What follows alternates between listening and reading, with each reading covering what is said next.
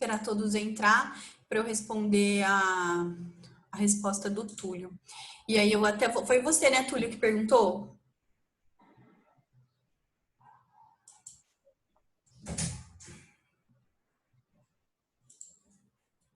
E eu vou lá no livro da Maria Lúcia Alba, que ela fala sobre exame físico, para a gente discutir essa pergunta que o Túlio fez. O que vocês acham? Existe uma normalidade quando a gente fala em respiração?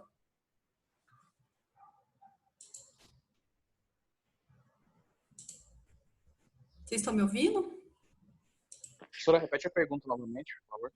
Quando foi a pergunta que você me fez foi, quando a gente aprende sobre sinais vitais, a gente aprende que existe um normal de movimento respiratório que é entre 12 e 20, né? Não foi isso? Isso. E aí, ali na questão, eu falei que a gente deve evitar utilizar a palavra normal. E aí, eu tô indo lá na biblioteca e vou mostrar para vocês no livro de exame físico como que a gente utiliza o termo, né? De sinais vitais. Quer ver? Vou compartilhar aqui com vocês. Olha, já está aqui na minha frente. Deixa eu compartilhar minha tela.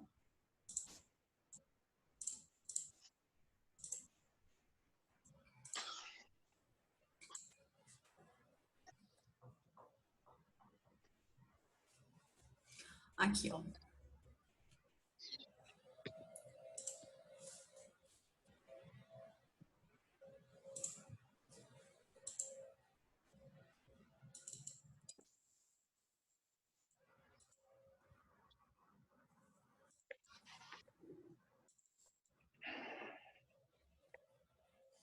Ixi.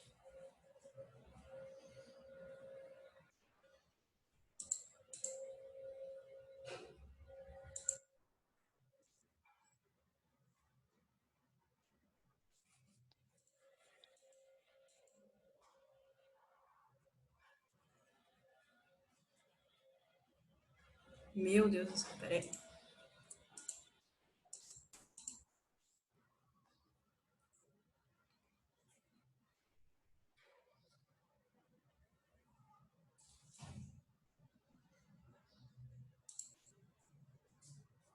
Quando a gente fala de sinais vitais, a gente fala de padrão. Então, a gente tem um padrão respiratório, que a gente fala que é um padrão, por exemplo, quando a gente fala de 12 a 20, é um padrão aceitável, significa que o paciente não tem nenhuma alteração respiratória. Então, a gente não utiliza o termo normalidade, a gente fala que de 12 a 20 significa que ele não tem nenhuma alteração.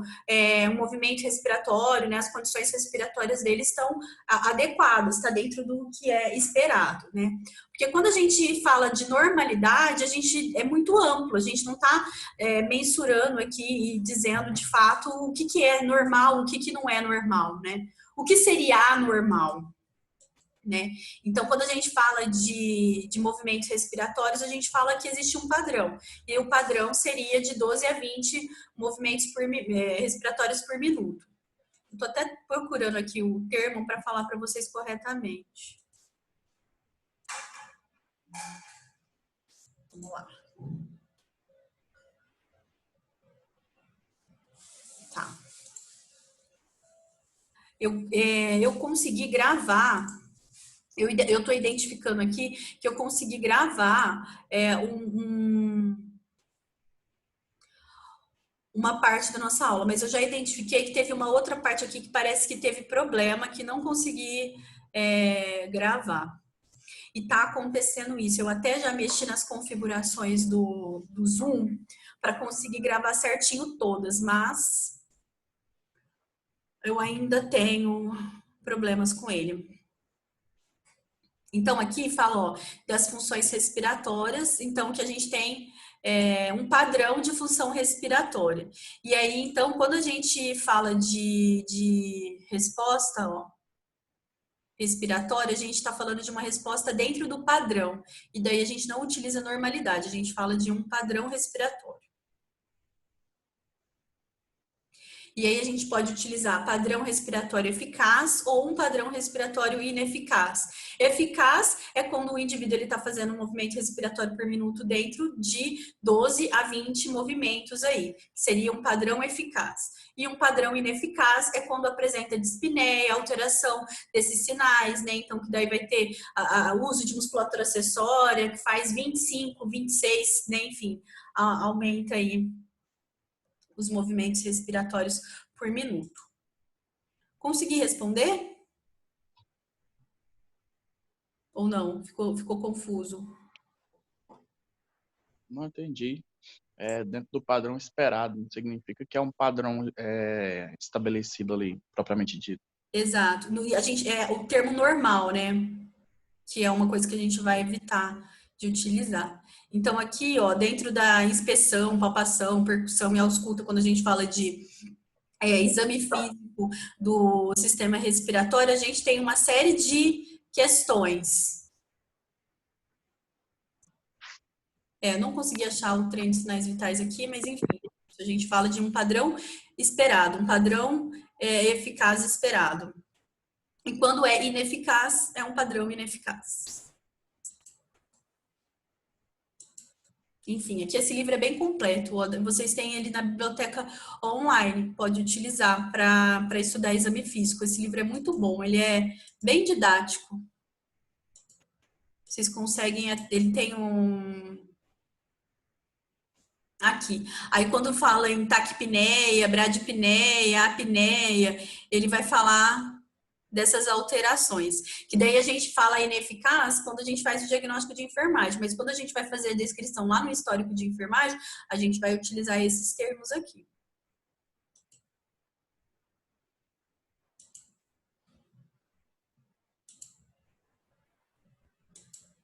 Enfim, é isso. Vamos voltar lá.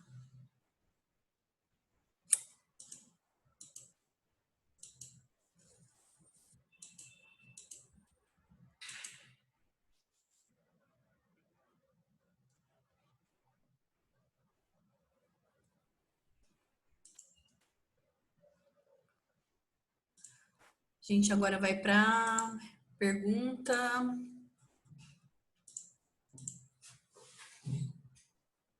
4, é isso? 4. Vamos lá. Para o diagnóstico de enfermagem de dor aguda, são resultados esperados de acordo com o NOC? Qual que é a resposta? Compartilha a tela aí, professor. É que a minha tela tem a resposta. Eu acho. Por isso que eu não compartilhei. Ó, vamos lá, eu leio. Para o diagnóstico de enfermagem, dor aguda são resultados esperados, de acordo com o NOC. Então, estamos falando o que a gente espera, né? Letra A, controle da dor. Letra B, administrar analgesia. Letra C, aplicar calor ou frio. Letra D, avaliar a dor de 2 em 2 horas. E a letra E, todas as alternativas correspondem aos resultados esperados. Letra A. Letra A, muito bem. Quando a gente fala em resultado esperado, a gente está falando que a gente espera o controle da dor. Quando a gente fala em administrar analgesia, é implementação. Quando a gente fala aplicar calor ou frio, é implementação. Avaliar a dor de 2 em 2 horas faz parte da prescrição de enfermagem, que é implementação. E quando a gente fala de todas as alternativas corretas, está errado, porque é só a letra A. Então, a resposta é dor aguda. O que eu espero? Controle da dor. Questão 5. Para o diagnóstico de enfermagem, padrão do sono prejudicado, o resultado esperado após realizadas as intervenções é: letra A, sono. Letra B, manter ambiente tranquilo. Letra C, reduzir a ansiedade. Letra D, administrar medicamentos para dormir. Letra E, todas as alternativas correspondem a intervenções de enfermagem. Qual que é a letra?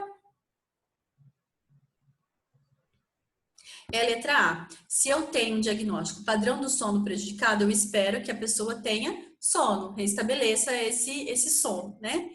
A letra B fala manter ambiente tranquilo. Manter ambiente tranquilo é uma intervenção. Quando você pega um paciente que tem esse tipo de diagnóstico, quais são as intervenções que você vai fazer, né? E as orientações também que você vai fazer. Manter uma rotina. Então, vamos estabelecer como intervenção que todo dia, às 9 horas da noite, vai começar o ritual para você dormir. Então, você vai tomar um banho quente, já vai entrar no quarto, deitar na sua cama, né? Se quiser colocar uma música bem baixinha, mais tranquila para você já ir, né, desligando. Então, isso é manter a iluminação diminuída, porque a gente já sabe que a diminuição da luz tem a ver com a liberação de hormônios que nos leva a ter mais sono. Então, manter um ambiente tranquilo é intervenção. Reduzir a ansiedade é intervenção.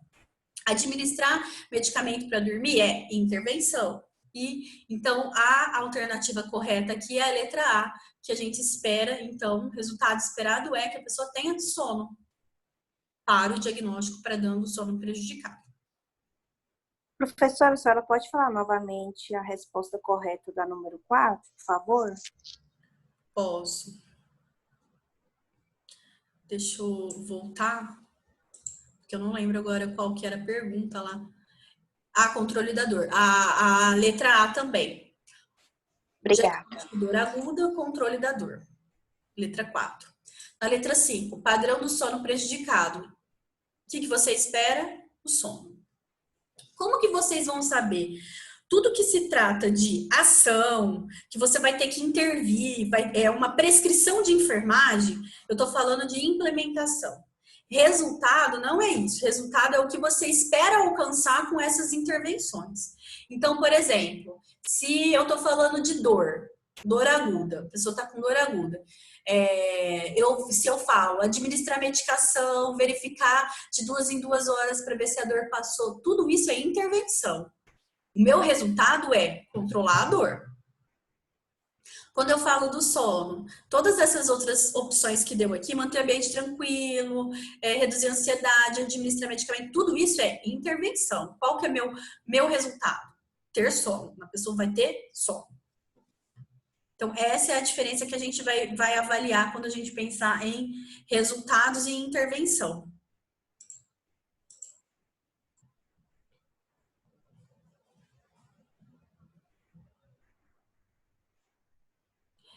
Dúvidas sobre esses exercícios?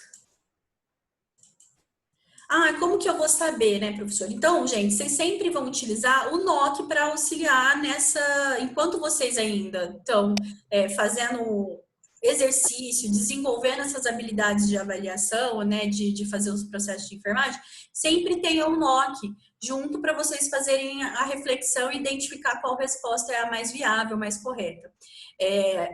Vocês lá no Google Class tem tanto o Nick, quanto o NOC, quanto o Nanda, tem todos esses livros lá para vocês utilizarem como apoio, tá? A gente sempre vai recorrer a esses livros para fazer planejamento de enfermagem, diagnóstico de enfermagem. É muito difícil a gente fazer isso de cabeça sem buscar essas referências. O enfermeiro que faz tudo de cabeça, ou ele tá fazendo errado, ou o cara, ele é fodástico, porque não tem como você decorar os 400 resultados de enfermagem que tem na NOC, né? Não sei que a pessoa seja um diferenciado, né? Porque como você vai decorar tudo, né? Não tem como. Então, ou a pessoa está fazendo errado, que acontece muito, copia e cola o que o colega do plantão anterior fez, que é totalmente errado, antiético, enfim, é horrível isso, né? Mas a gente sabe que acontece. Ou a pessoa está fazendo errado mesmo, porque não tem como você fazer diagnóstico de enfermagem, planejamento, né, sem você buscar os livros de taxonomia. Quando fala em intervenção a gente até pode, às vezes, né, fazer com a prática, né? Então, se você sabe que é dor, você já tem ali da sua experiência clínica as possibilidades de intervenção que deve ser feita nesse caso. Então, aí até ok, né? Mas, se não, a gente sempre vai utilizar, né, os livros de taxonomia. E até mesmo para te respaldar. Você até acha que é administração de medicação, mas peraí, deixa eu ver no NIC se essa é uma possibilidade, se só tem essa ou eu tenho outras para fazer intervenção, né? Então, a gente sempre vai recorrer aos livros para nos apoiar, né, e estruturar o nosso processo de enfermagem. Ok? Professora, só explica Aqui, ó. Manter nível de conforto relacionado à respiração, que foi aquela, acho que a terceira, parece. Vamos lá. Deixa eu voltar aqui. Isso, manter uma frequência respiratória normal. Tá, aí manter nível de conforto relacionado à ventilação. O diagnóstico, ele é padrão respiratório ineficaz. Quando a gente fala num padrão respiratório, a gente tem várias coisas envolvidas. A gente tem o quê? A troca gasosa que está sendo feita. Como que está sendo feita essa troca? Porque para ter um padrão ineficaz, pode ser que esse indivíduo ele esteja com uma patologia, uma doença, que influencia nessa troca gasosa.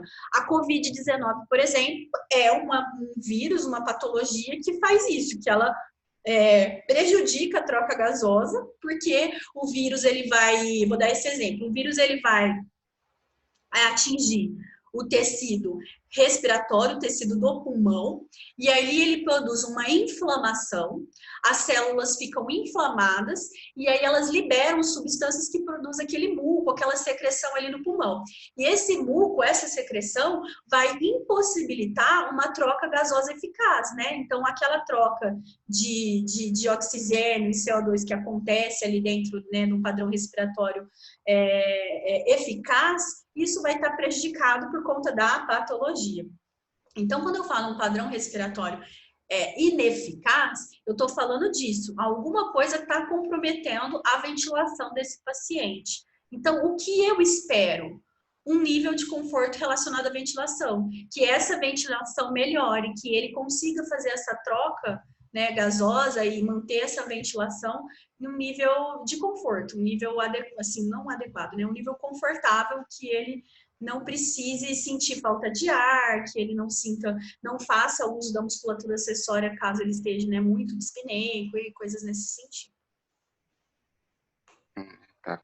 E como isso vai acontecer? No caso, por exemplo, da Covid-19, você para manter um padrão respiratório dentro, né, do que seria eficaz, para manter esse nível de conforto relacionado à ventilação, você não necessariamente vai manter uma frequência respiratória normal. Por exemplo, às vezes o paciente não vai conseguir ventilar sozinho. Você vai precisar de colocar ele no oxigênio.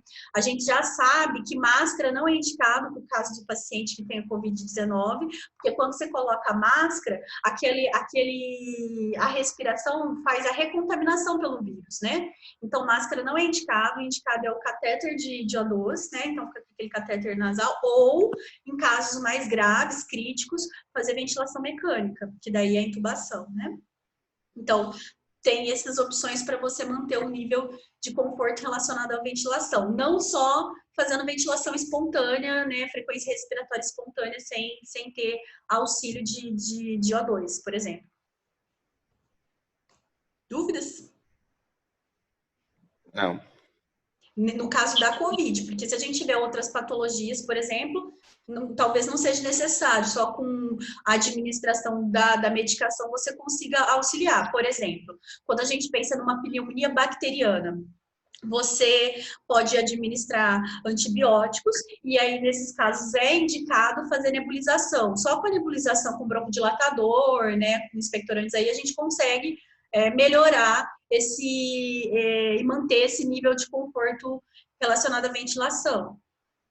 No caso de uma asma, por exemplo, no caso do paciente que é asmático, só com o uso da bombinha, né, da medicação, que seria, na maioria das vezes, a gente usa o salbutamol, já você consegue manter o nível de conforto relacionado à ventilação, né? Quando faz ele é um broncodilatador também, e um broncodilatador que atua ali rápido, e a pessoa consegue manter esse padrão de conforto, né, na ventilação.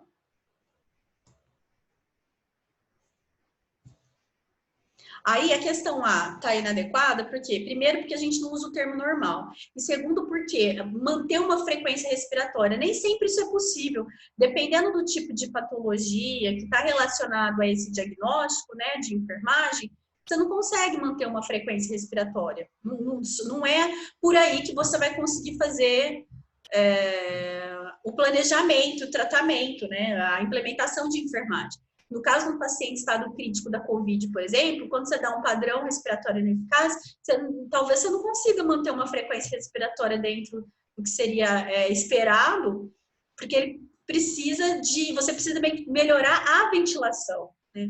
Quando você está falando do padrão respiratório ineficaz, você está falando disso, a ventilação do cara está comprometida. Como que eu vou melhorar essa troca gasosa, né? Como que eu vou melhorar essa ventilação? Ficou mais claro, Manuel?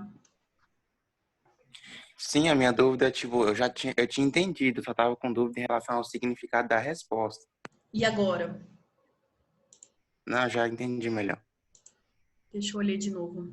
Manter nível de conforto relacionado à ventilação. Quando a gente olha lá no NOC,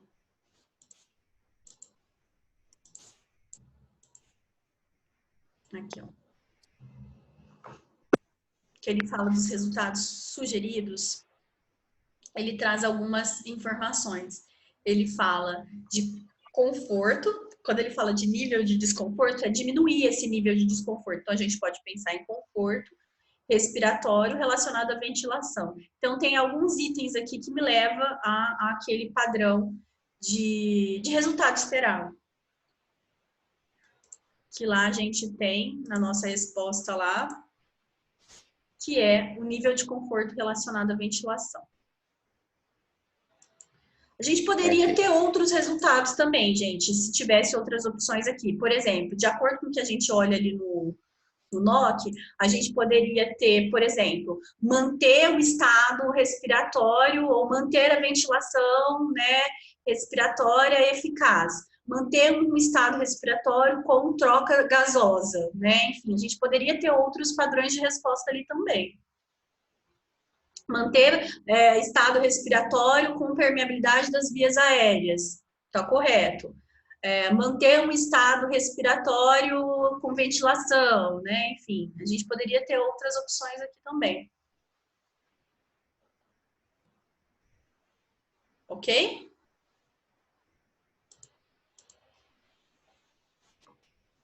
Ok.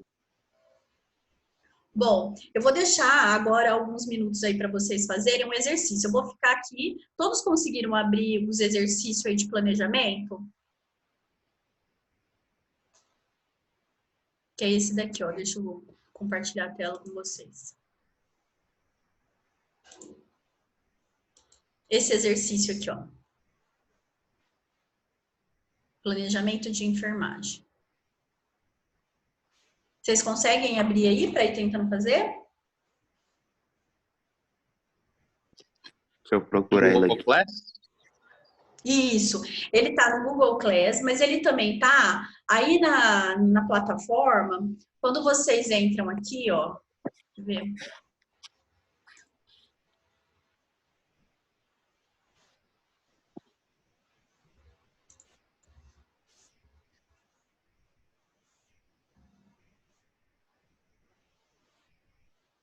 Quando você entra lá na plataforma, embaixo da unidade Planejamento dos Resultados Esperados, tem um tópico, que é Resultados Esperados. Nele, no final dele, também você consegue acessar.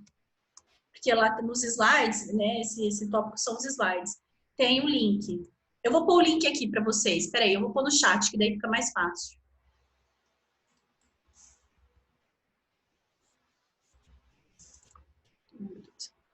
Espera aí que eu já ponho o link aí vocês acessam por aí.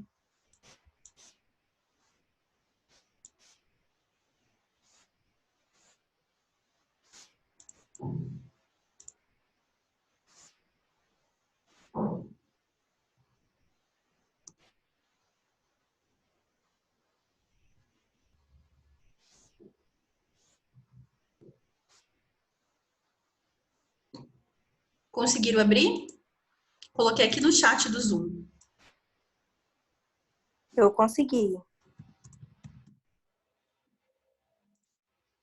Vou dar um tempinho, vocês vão fazendo.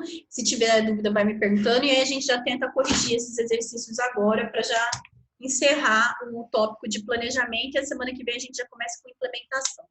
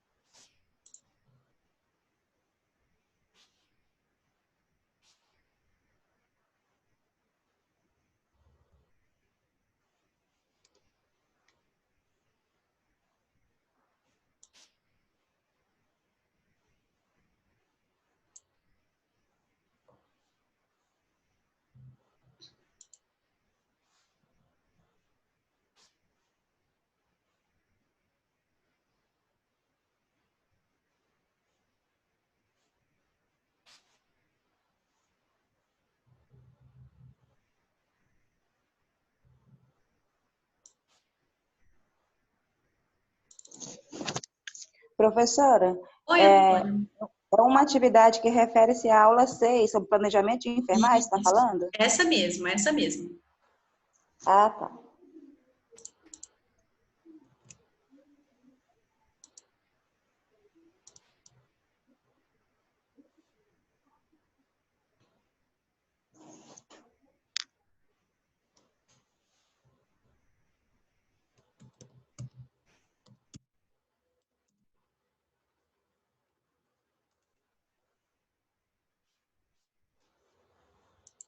É, professor, onde é que tá? Não tô achando, não.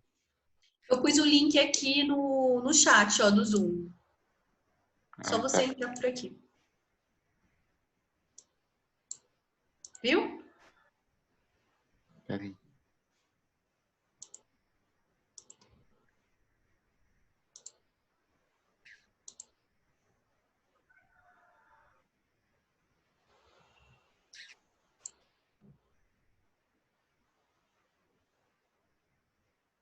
Agora foi. Oi?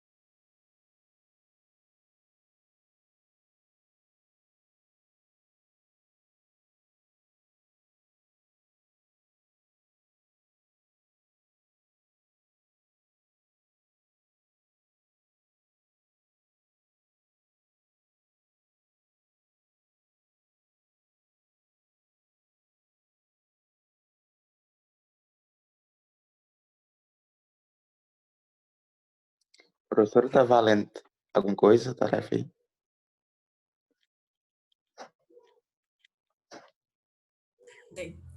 Eu não tinha pensado em avaliar ativas atividades, mas o que a gente pode combinar? A gente está se reunindo para ver como que vai ser as avaliações. Se a gente entender que esses pontos que a gente não conseguiu dar pelos trabalhos, atividades que a gente tinha planejado de fazer em sala, a gente pode, olho quem fez, né? Então, estou recomendando que todos façam aí, eu distribuo os pontos nessas atividades que vocês fizerem. Todo mundo fez, né? É que tem umas perguntas assim que é bem. Mas são bem similares, são bem confusas. Não, Uma mas parece estar aí não vai certa, outra. ser, o ponto não vai ser por acerto, vai ser por ter feito ou não a atividade. Assim, tá bom, obrigado. Menos Olha, mal. se cair a conexão, a gente volta pelo mesmo link, tá? Porque já avisou aqui que daqui uns minutos pode cair. Professora, você vai corrigir depois essa atividade com a gente, né? Vou sim, vou sim. E no final, quando vocês finalizam a atividade, vocês depois me dão um feedback. Eu programei para aparecer já as respostas e o índice de acerto ou não de vocês. Depois que vocês concluírem, me fala se deu certo. Ok.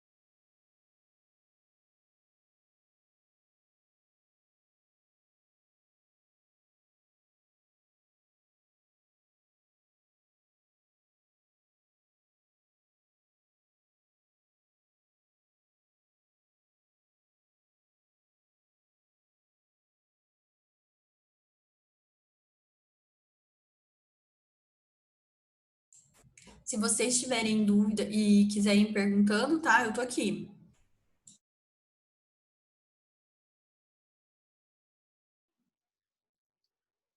Professora, eu tenho muita dúvida na 4, porque ela fala o seguinte, desse quadro clínico aqui, depois ela pergunta qual das seguintes métodos é considerada de baixa prioridade para este paciente, né?